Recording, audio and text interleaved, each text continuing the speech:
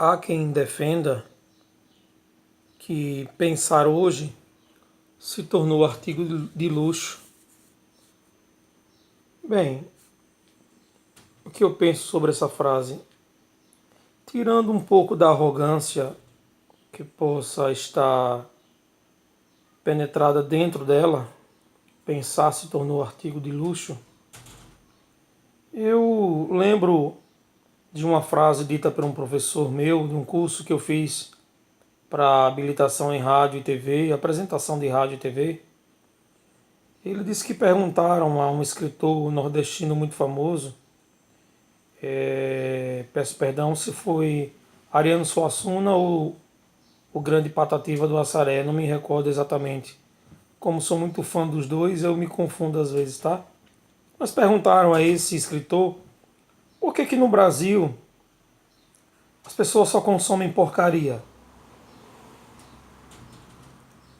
Ele respondeu: veja, não é que no Brasil só se consome porcaria. Dizem a mesma coisa dos cachorros. Aí dizem que o entrevistador olhou assim e disse: como assim? Dizem que os cachorros só gostam de ossos. Mas dê a carne para ele, para você ver o que é que ele prefere. Uma resposta magnífica, porque deixa claro que, na verdade, não é que o brasileiro, nós, o povo, o povão, só gosta de porcaria, só consome porcaria. Mas o que lhe é oferecido é que muitas vezes pode ser chamado de porcaria. De fato, quando você vê a grande mídia, ela se volta apenas para aquilo que é interativo. Então vamos para uma definição básica e até pessoal sobre o que é interativo. Interativo é aquilo que nos serve para passar o tempo. Não necessariamente precisa ter uma mensagem por detrás, ou requer da gente um pouco de sacrifício, de tempo, para a gente avaliar, né? Com uma reflexão. Não, não, não. Interativo é aquilo que está lá passando, e como já dizia o filósofo, é o chiclete da memória. Por quê? Porque às vezes a gente pega o chiclete, né? Começa a mastigar, perde-se até o açúcar, e a gente fica lá, a gente esquece aquele chiclete na boca. Então, muitas vezes hoje a mídia, principalmente a televisão, hoje ela produz muito que é chiclete. Lá tá passando, mantém apenas a mente das pessoas ocupada. Porque hoje, eu não vou dizer hoje, mas assim, quando eu falo hoje é porque, segundo a minha concepção, no nosso tempo contemporâneo, isso tem aumentado bastante. Até porque tem ampliado a quantidade de mídia também, não é só TV, as redes sociais é um grande veículo que também produz muita interatividade, né? Hoje a gente vê porque que a criança fica o tempo todo no videogame, o tempo todo com o celular na mão. Por quê? Porque é interativo. Às vezes o corpo pode estar deitado, descansado, mas a cabeça que não para, fica ali, ativa. Por isso que a gente tem essa ansiedade, que não, né? As crianças hoje são ansiosas, porque a mente não para, tá aquela coisa, né, compulsiva. Já a cultura, eu falei de interatividade, já a cultura, primeiro, necessita de nós um tempo para você admirar uma arte, você tem que ver os detalhes. Para você ouvir algo interessante, você precisa refletir para criar uma concepção, né? Para que o conhecimento se torne em nós, para a informação se tornar em nós conhecimento, ou melhor, precisa que a gente reflita sobre ela. Mas as mídias, elas, como são muitas vezes comerciais, elas estão aí para vender. E consome-se muito mais interatividade do que cultura. Veja os programas de cultura em que horários são colocados. Na maioria das televisões, lá de madrugada ou logo muito cedo. Um ou outro que estiver que acordar cedo, ou vou dormir muito tarde, ou tiver com insônia, vai assistir. Vai dar tempo e... Mas no dia a dia, o dia todo é só interatividade. É nada com coisa nenhuma. E dentro dessa interatividade, quanto a coisa que a gente vai avaliar, quanto de conteúdo que não agrega nada, ao contrário, estimula a violência, estimula a sexualidade de uma forma muito aberta, mais do que isso, mas estimula uma agressividade e uma violência contra a mulher terrível. Engraçado isso, eu fico observando as letras que falam do corpo da mulher como se fosse realmente um objeto, algo a ser descartável. Esse domingo mesmo eu estava assistindo o programa do Faustão e um homem lá, que eu não sei quem é, cantando um rap. Eu não sei muita diferença entre rap e outros estilos muito parecidos, né? E dizia assim, só na sacanagemzinha, só na fuleiragemzinha, vem pra mim balançando a bundinha. Veja, isso no programa do Faustão. E as dançarinas, claro, estão ali para enfeitar o ambiente e cantando e dançando. Isso vende, isso dá audiência. Isso é o que é produzido muito hoje em grande escala para as massas.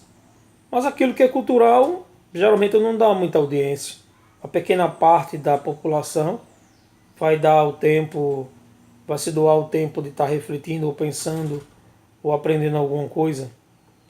Né? Hoje, quem está produzindo essa mídia, ou quem é dono dessa mídia, quer apenas consumir, quer apenas consumo e retorno financeiro. Quer cada vez mais a população mais idiotizada, mais alienada possível. Por quê? Porque vai estar sempre sendo massa de manobra de todos eles. Então, de fato, é verdade que o nosso escritor, como disse no início, eu não sei exatamente quem foi, se foi o Ariano ou foi o Patativa do Assaré, grandes nordestinos, ele disse que se produz muito mais. Mas se produzisse também muita cultura, também daria mais opção para a nossa população. Essa reflexão que eu faço diante de muitas realidades. Hoje eu percebo que, veja, na década, você que trabalha na área de comunicação, na década de 50, 60 e até 70, para se fazer um link ao vivo de uma festividade, entrar em um link ao vivo de de alguma TV, precisaria de uma carreta de equipamento. Depois foi se modernizando, e aí as Ducatos, aqueles furgões menores. Hoje em dia, qualquer pessoa que tem um celular na mão tem uma micro TV e pode entrar ao vivo por uma live. E hoje a gente observa que muitos youtubers, né, são essas pessoas que estão aí fazendo audiência, 90% interatividade, poucos produzindo cultura, tem uma audiência maior do que as televisões. Algumas TVs, audiência em 150 mil visualizações, 200 mil, 1,5 milhão de visualizações, a pessoa com o celular na mão ou com uma câmera na sua própria casa. E aí, produzindo interatividade. Eu penso que produzir um pouco de cultura e reflexão é muito difícil, porque não há de se esperar muito retorno, e se tiver o retorno, que seja um retorno justo. É o que eu penso, que cada palavra que eu diga, que cada coisa que eu faço, a responsabilidade.